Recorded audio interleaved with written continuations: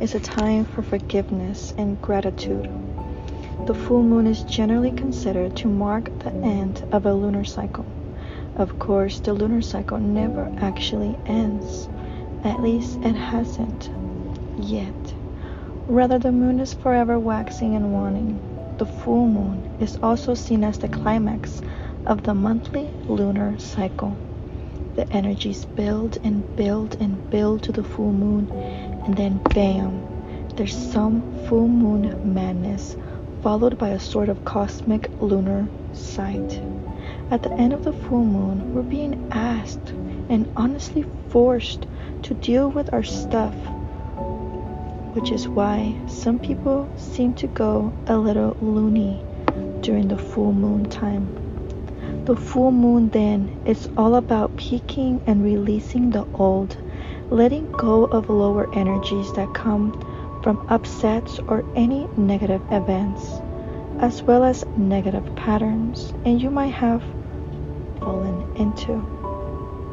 It's about releasing toxic thoughts, habits, ways of being, and indeed, toxic people. It's culminating time. It's letting go and clean slate time. It's when we should release the things we don't want. For instance, guilt, fear, disappointment, jealousy, anything that's counterproductive. The full moon is also a powerful time for the inner work, for looking within, healing, shifting blocks and shedding the past. When the moon is full, it's at its brightest and it can shine a light on our darkness, on the deepest parts of ourselves that we usually can't see. The full moon also creates something of a tug of war in us. We have the sun in one half of our horoscope chart and the moon on the exact other side. We see where things are out of balance and bring them back into harmony. Working too hard? The full moon reminds us to pay some attention in our working life. Are you spending too much? Events at the time of the full moon can remind us to rein things in. Giving too much? The full moon is a time to remember to take as well. So why is it important for forgiveness? Why is forgiveness so crucial for manifesting? Well, it's important to know that in order to realize our dreams via the new moon manifesting, we need to have released any grudges or upsets that we have against anyone. That's just how it works. The full moon is also the ideal time to practice forgiveness and gratitude. We use the full moon to process the following, and that is negative emotions, fears, upsets, arguments, disappointments, dramas, wrongdoings. And in order to process and release the karma that goes with whatever has happened, we have to forgive. That might mean forgiving others or forgiving someone else. Sounds a little challenging. Well, not necessarily. Imagine that before you came down here to earth, before you incarnated, you made several soul agreements.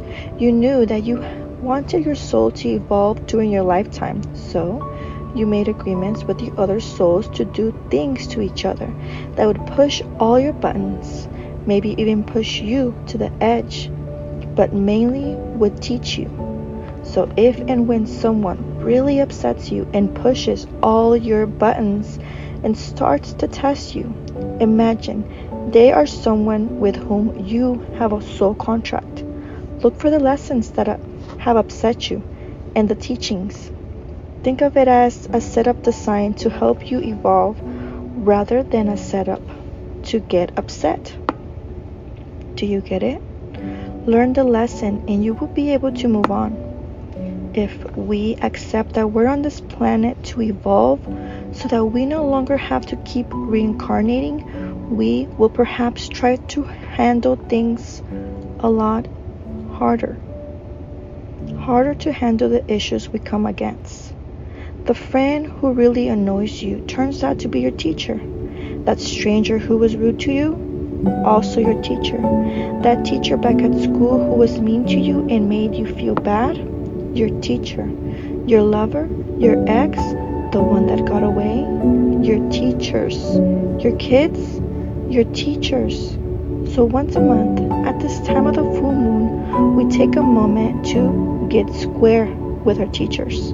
We forgive them for what they have done because they have a soul contract with us, whether they know it or not. Most people are doing their best anyhow, so we might as well give them credit for that.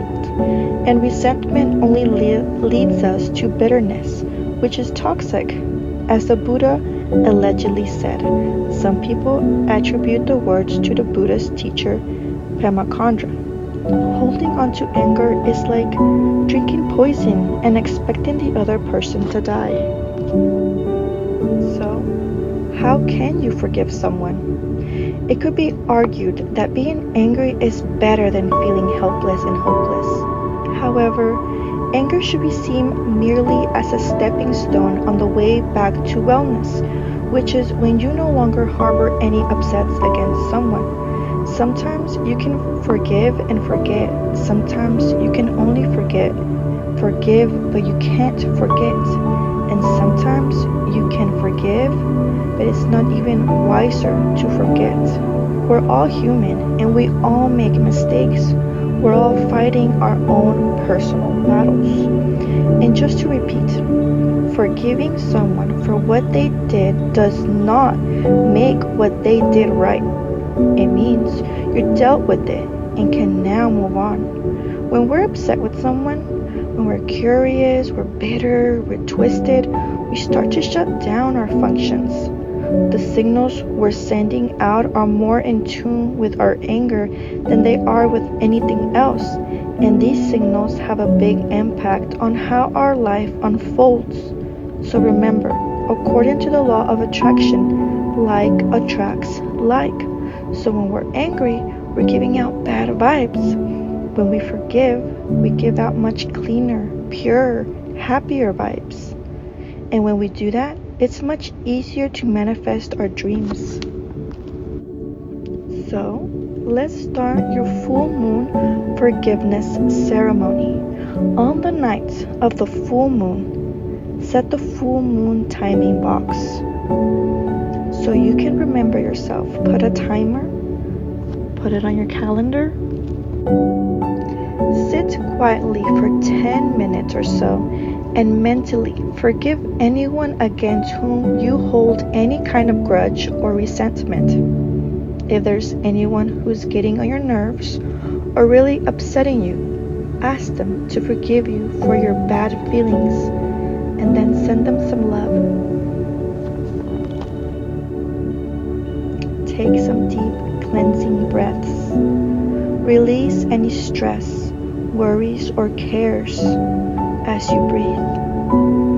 Now think about a habit, a thought pattern, or an idea, or an upset that you want to release. It can be more than one. Write it down on a sheet of paper. Write as much as you need to express it. Next, think of anyone who has upset you. You can go right back to your childhood, to anyone whom seemingly did you wrong and whom you haven't yet forgiven. List their names on the same sheet of paper and also write down what it was they did. Write as much as you need to. You have now created a forgiveness list.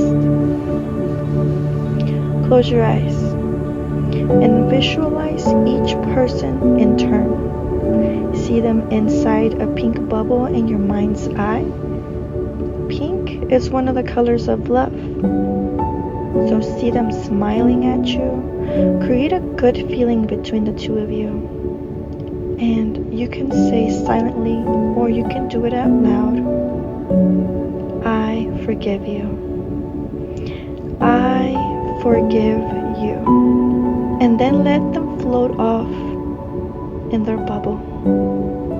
Now recite the following full moon forgiveness and karma release. And that is, Under the glorious full moon, I forgive everything, everyone, every experience, every moment of the past or the present that needs forgiveness. I forgive positively everyone. I also forgive myself of mistakes I have done in the past. The universe is love, and I am forgiven and governed by love alone. Love is now adjusting my life. Realizing this, I abide in peace. You may also wish to add, I bring love and healing to all my thoughts, beliefs, and relationships. I learn my lessons and I move on. I call on my soul fragments to be cleansed by the full moon, and I call on them to rejoin me. I send love to myself and everyone I know and everyone who knows me in all directions of time. Under this glorious full moon, I am healed. My life is healed, and so it is. So be it. Stand over a sink or anywhere else where you'll not set fire to a house, somewhere safe, and burn your forgiveness list. Always be extra careful and take caution.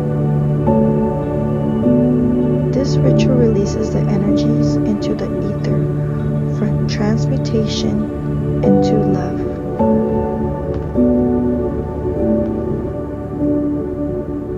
The importance of gratitude. And by performing this ceremony, writing your forgiveness list, you're releasing resentment, so you need to replace it. Gratitude is the ideal quality to replace resentment. It increases your vibration, so you will be happier. And the higher and clearer your vibration, the better able you will be to manifest in 2 weeks' time when the new moon rolls around. So now it's time to enter a state of gratitude. When you're in a state of gratitude, you can manifest extra well. And this is because being in this state closes down your ego, which might otherwise bring in doubt while you're manifesting. So here is what you should do. Take a moment to think of at least 3 people, places, situations, or things for which you are really grateful for. Feel grateful. Feel the gratitude. Really feel it in your body. Write a list of who or what you're grateful for.